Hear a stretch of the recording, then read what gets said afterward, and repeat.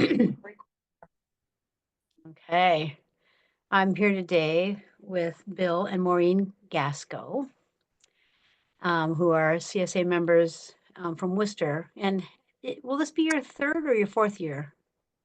I think this past our third year. The past one was your third, so this is your fourth. This will be up fourth, yeah. Yeah. And you guys came in, did you come in through Matt? Yes, through Matt. We knew about you through Matt. Yeah. Great. Well, he is an incredible human being. Right. Yes, I agree. And I feel that we are extremely fortunate that he's decided to put some energy into our farm at this point in time. You are. You are very Well, fortunate. he is too. He's reciprocity, it goes both ways. Yeah. Yeah. Who is that right there? JJ Ram. JJ? He loves to lick me, even though I keep like I it. see. Okay. Save on water. I don't have to take a shower. We've only had him for a few months. He's just wonderful. He's our 6-month-old baby. Oh, nice. Very nice. What kind of dog is he? He's a mixture. He's a rescue. Uh-huh. Came from Texas. We think. He's a pure love dog. Oh, he's. Yeah, I see that. All right. So I have a few questions here that you've seen, I guess, already. But my first one is, what do you all buy from us for the listeners? What do you get? Vegetables. Vegetables and some fruits too. Yeah. The summer harvest. The CSA essentially. You don't get any eggs or meat or anything like that, or any. Oh, I guess you've bought a few. Maybe you've bought a few extra vegetables during the year sometimes. Yeah, if you had an extra supply, we use that one. Yeah. Yeah. What is it about our CSA that keeps you coming back now into your fourth year?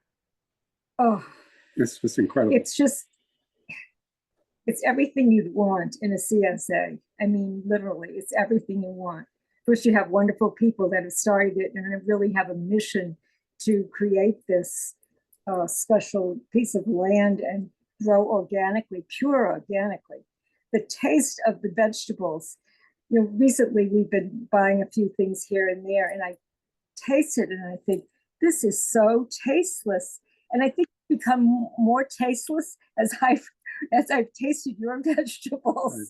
Because now I have this incredibly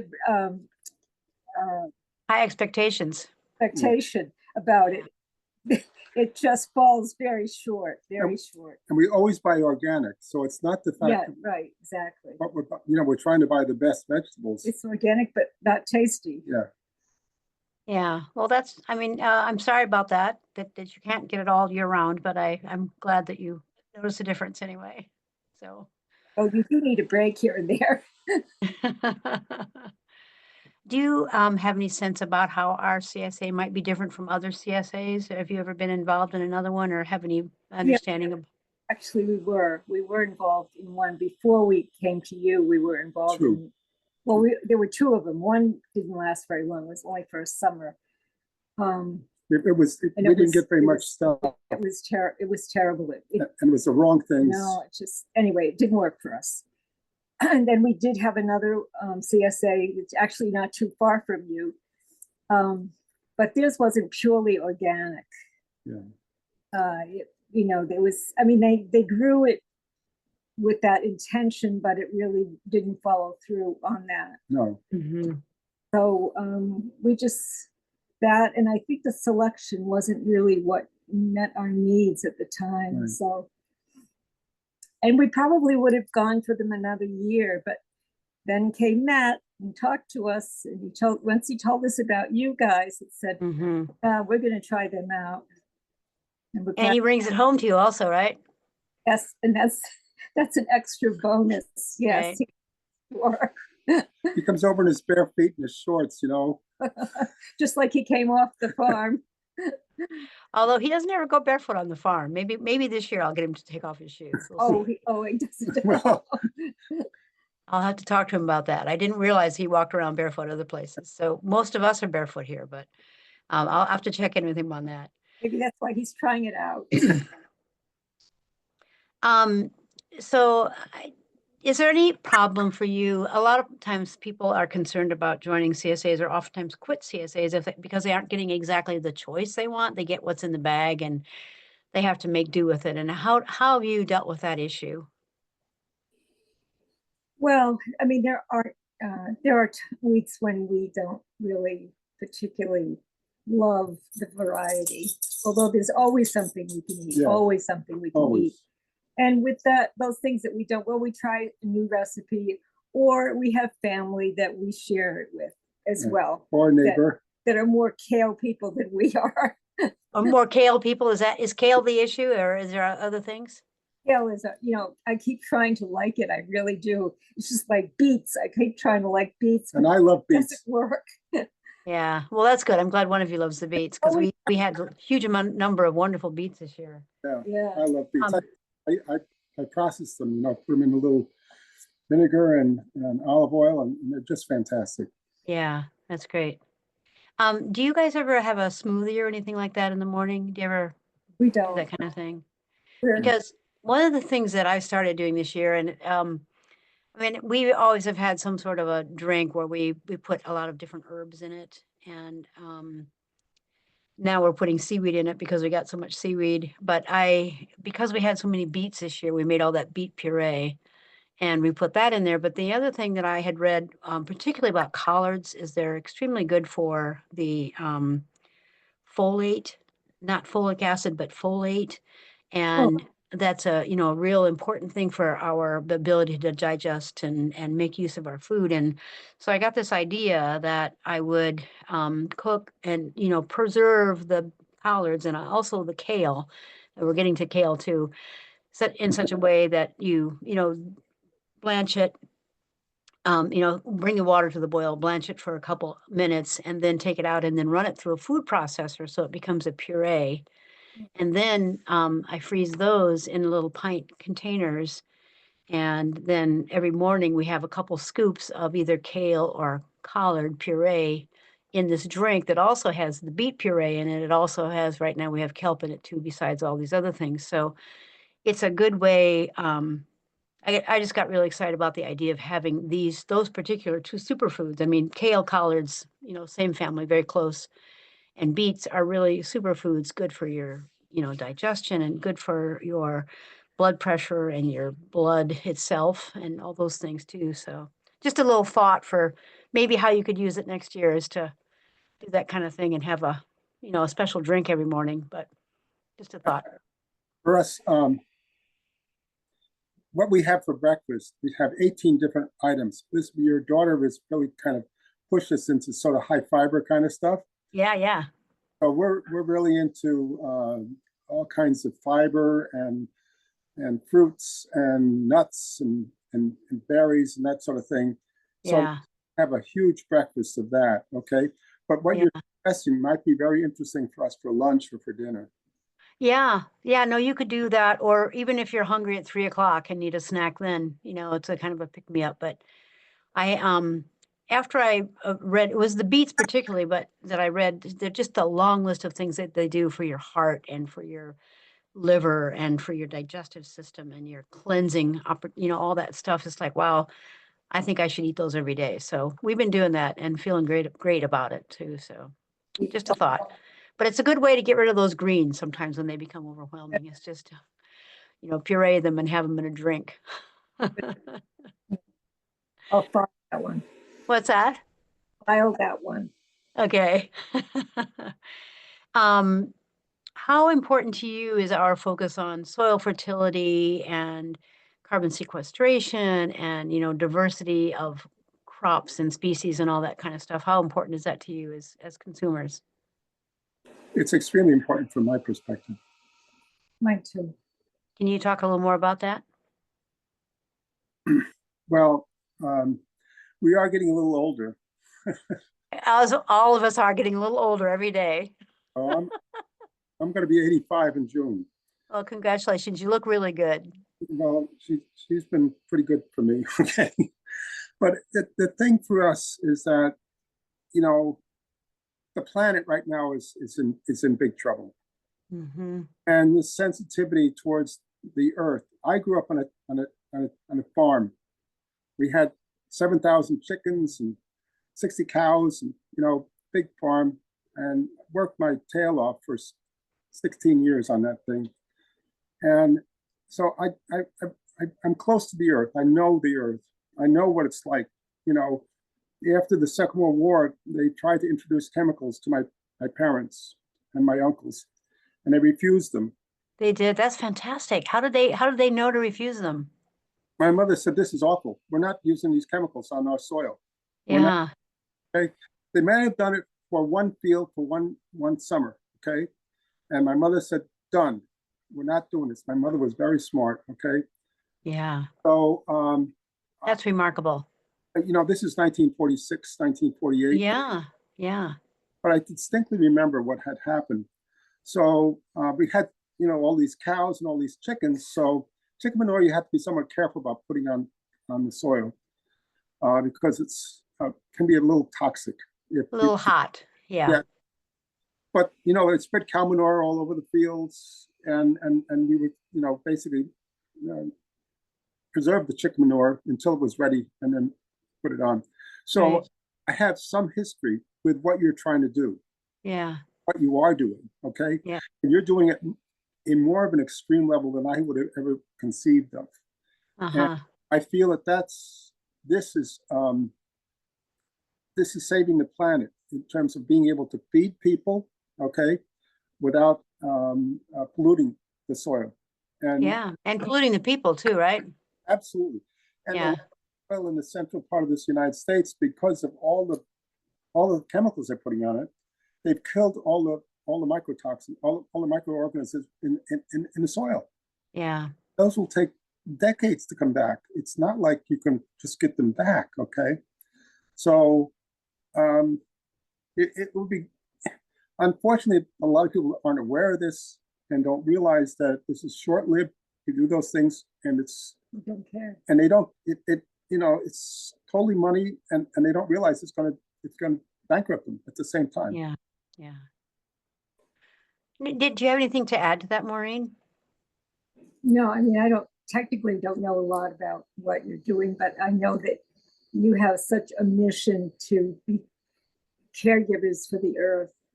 I mean, I feel that in everything you do. You're just so intentional about everything that you do that it just feels like, wow, we're in good hands here. Many hands and good hands. Well, thank you. We are very intentional, I have to say. And we kind of answered this one already, but is there a clear quality difference between our food and other food that you've eaten? Vast. Absolutely. Vast. Absolutely. Yeah. It didn't dawn on me just how vast it was until recently when I was having some salad at lunchtime, and we had some cucumber and some radish and some lettuce, tomato. And I looked at Bill and I said, "This is tasteless." Yeah, cardboard.